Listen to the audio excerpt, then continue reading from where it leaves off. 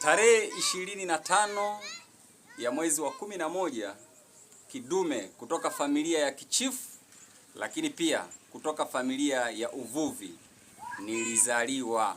Nipende tu kumshukuru Mwenyezi Mungu, amenipambania sana toka nimezaliwa mpaka leo hii. Siwezi ongea mengi, ila Mungu kanipambania sana mpaka leo niko namna hivi. Lakini pia kipekee niweze kuwashukuru wazazi wangu, baba yangu Rajabu, lakini pia mama yangu Suzi. Nawapenda sana hawa vipenzi wangu wawili, ninawakubali sana.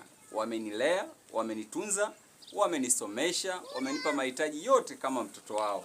Nawashukuru sana.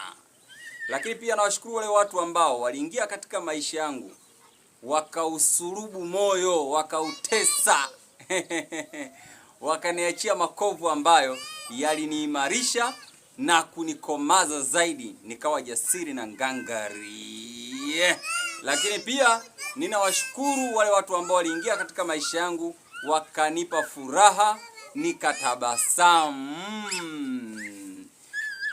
Natoa zawadi, ila hii zawadi haimuhusu babangu wala mamangu wala ndugu yangu niliyezaliwa naye, kwa sababu nyie mnanifahamu vizuri.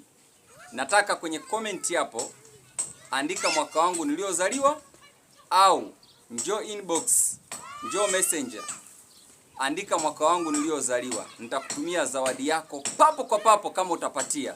Nimekwambia ndugu zangu hawahusiki, maana wanafahamu mwaka wangu wa kuzaliwa.